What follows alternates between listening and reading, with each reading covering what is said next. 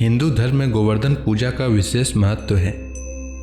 इस पर्व का सीधा संबंध प्रकृति और मानव से है। गोवर्धन पूजा या अन्नकूट का त्यौहार हिंदू कैलेंडर के अनुसार कार्तिक मास में शुक्ल पक्ष की प्रतिपदा को मनाया जाता है।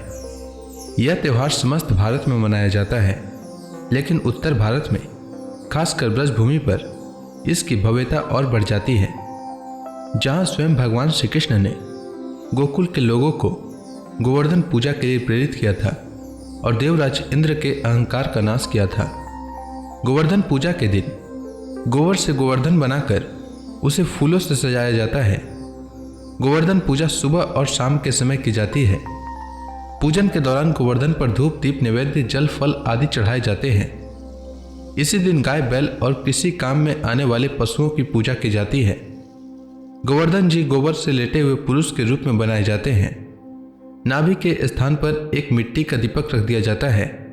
इस दीपक में दूध, दही, गंगा जल, शहद, बतासे आदि पूजा करते समय डाल दिए जाते हैं और बाद में प्रसाद के रूप में बांट दिए जाते हैं। पूजा के बाद गोवर्धन जी के साथ परिक्रमाएं लगाते हुए उनकी जयकारा बोली जाती है। परिक्रमा के वक्त हाथ में लोटे से जल गिराते हुए और जौ बोते हुए परिक्रमा पूरी की जाती है। गोवर्धन गिरी भगवान के रूप में माने जाते हैं और इस दिन उनकी पूजा घर में करने से धन, संतान और गौ रस की वृद्धि होती है। आइए जानते हैं गोवर्धन पूजा के शुभ मुहूर्त के बारे में। कार्तिक मास के शुक्ल पक्ष की प्रतिपदा तिथि का प्रारंभ नवंबर 1, 2024 को शाम 6:16 से होगा और प्रतिपदा तिथि की समाप्ति 2 नवंबर को रात 8:21 तक होगा।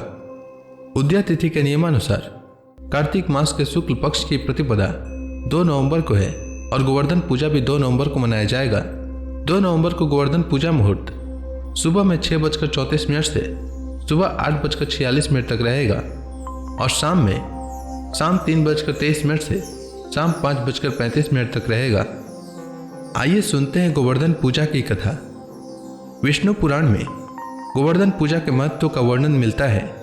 बताया जाता है कि देवराज इंद्र को अपनी शक्तियों पर अभिमान हो गया था और भगवान श्री कृष्ण इंद्र के अहंकार को चूर करने के लिए एक लीला रची थी।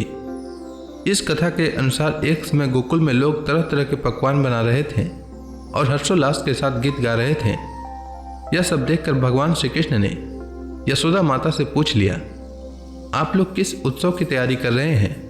भगवान श्री कृष्ण के सवाल पर माँ यशोदा ने कहा कि हम देवराज इंद्र की पूजा कर रहे हैं। माता यशोदा के जवाब पर भगवान श्री कृष्ण ने फिर पूछा कि हम इंद्र की पूजा क्यों करते हैं? तब माँ यशोदा ने कहा कि इंद्रदेव की कृपा से अच्छी बारिश होती है और अन्न की पैदावार होती है, हमारी गायों को चारा मिलता है। माता यशोदा की बात सुनकर भगवान श्री कृष्ण ने कहा कि अगर ऐसा है तो हमें गोवर्धन पर्वत की पूजा करनी चाहिए, क्योंकि हमारी गाय वहीं चरती है। वहां लगे पेड़ पौधों की वजह से बारिश होती है। कृष्ण भगवान की बात मानकर सभी गोकुलवासियों ने गोवर्धन पर्वत की पूजा शुरू कर दी। यह सब देख देवराज इंद्र क्रोधित हो गए और अपने इस अपमान का बदला लेने के लिए मूसलाधार बारिश शुरू कर दी। प्रलयकारी वर्षा देखकर सभी गोकुलवासी घबरा गए। इस दौरान भगवान श्री कृष्ण ने अपनी लीला दिखाई और गोवर्धन पर्वत को छोटी सी उंगली पर उठा लिया और समस्त ग्रामवासियों को पर्वत के नीचे बुला लिया। यह देखकर इंद्र ने बारिश और तेज कर दी, लेकिन 7 दिन तक लगातार मूसलाधार बारिश के बावजूद गोकुलवासियों को कोई नुकसान नहीं पहुंचा।